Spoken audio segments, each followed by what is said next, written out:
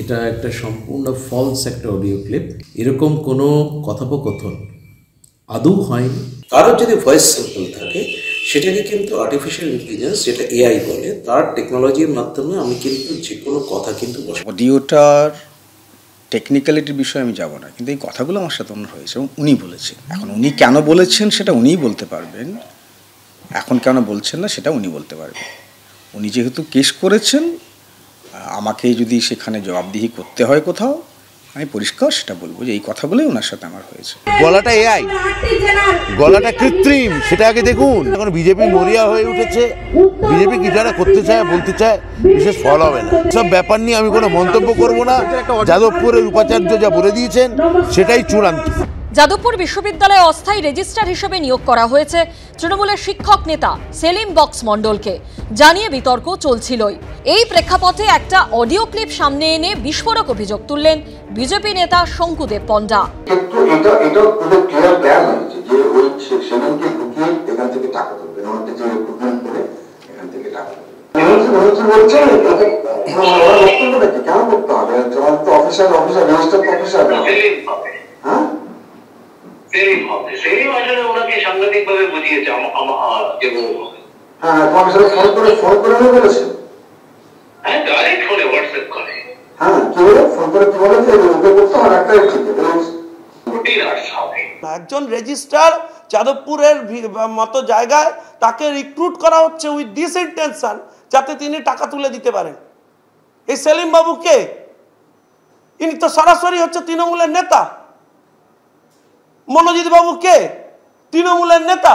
BJP নেতা শঙ্কুদেব পণ্ডার অভিযোগ, তার শোনানো অডিও ক্লিপে যে দুজনের মধ্যে কথা হচ্ছে তারা হলেন যাদবপুর বিশ্ববিদ্যালয়ের উপাচার্য চিরঞ্জীব ভট্টাচার্য এবং এই বিশ্ববিদ্যালয়ের ইংরেজির অধ্যাপক ও এক্সিকিউটিভ কাউন্সিলের সদস্য মনোজিৎ মণ্ডল, যিনি আবার উচ্চশিক্ষা সংসদের চেয়ারম্যান অর্থাৎ শিক্ষামন্ত্রীর নমিনি। যাদবপুর বিশ্ববিদ্যালয়ের উপাচার্য চিরঞ্জীব ভট্টাচার্য অবশ্য শঙ্কুদেব পণ্ডার অভিযোগ খারিজ করেছেন।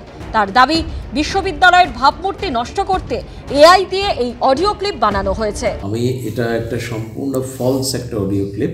এরকম কোনো কথোপকথন আদৌ হয়নি। কারোর যদি ভয়েস স্যাম্পল থাকে সেটাকে কিন্তু আর্টিফিশিয়াল ইন্টেলিজেন্স, যেটা এআই বলে, তার টেকনোলজির মাধ্যমে আমি কিন্তু যে কোনো কথা কিন্তু বসাতে পারি। অডিও ক্লিপ আসল না বানানো সেই নিয়ে সরাসরি কিছু না বললেও উপাচার্যের সঙ্গে তার কথা হয়েছে বলে দাবি করেছেন মনোজিৎ মণ্ডল। অডিওটার টেকনিক্যালিটির বিষয়ে আমি যাব না, কিন্তু এই কথাগুলো আমার সাথে ওনার হয়েছে এবং উনি বলেছেন। এখন উনি কেন বলেছেন সেটা উনিই বলতে পারবেন, এখন কেন বলছেন না সেটা উনি বলতে পারবেন। উনি যেহেতু কেস করেছেন, আমাকে যদি সেখানে জবাবদিহি করতে হয় কোথাও, আমি পরিষ্কার সেটা বলবো যে এই কথাগুলোই ওনার সাথে আমার হয়েছে। এই অডিও ক্লিপ সামনে এনে যাদবপুরের উপাচার্যর অপসারণ এবং শিক্ষামন্ত্রীর পদত্যাগও দাবি করেছেন বিজেপি নেতা শঙ্কুদেব পণ্ডা। এখন যিনি যাদবপুর বিশ্ববিদ্যালয়ের মতো বিশ্ববিদ্যালয়ের ভিসি, তিনি আজকে ইমিডিয়েটলি কেন তাকে সরিয়ে দেওয়া হবে না? এডুকেশন মিনিস্টার অলসো রেসপন্সিবল, তার রেজিগনেশন আমরা দাবি করছি, অবিলম্বে তাকে সরানো উচিত। শিক্ষামন্ত্রী অবশ্য যাবতীয় অভিযোগ উড়িয়ে দিয়েছেন।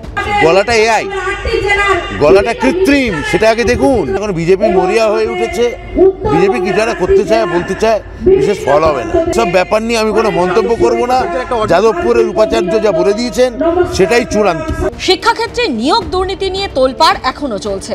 তার মধ্যেই এবার পাঁচতারা যাদবপুর বিশ্ববিদ্যালয় দুর্নীতির অভিযোগে সরব হল বিজেপি। ময়ূখ ঠাকুর চক্রবর্তী, কৃষ্ণেন্দু অধিকারী ও সুদীপ চক্রবর্তীর রিপোর্ট, এবিপি আনন্দ। এবিপি আনন্দ, এগিয়ে থাকে, এগিয়ে রাখে।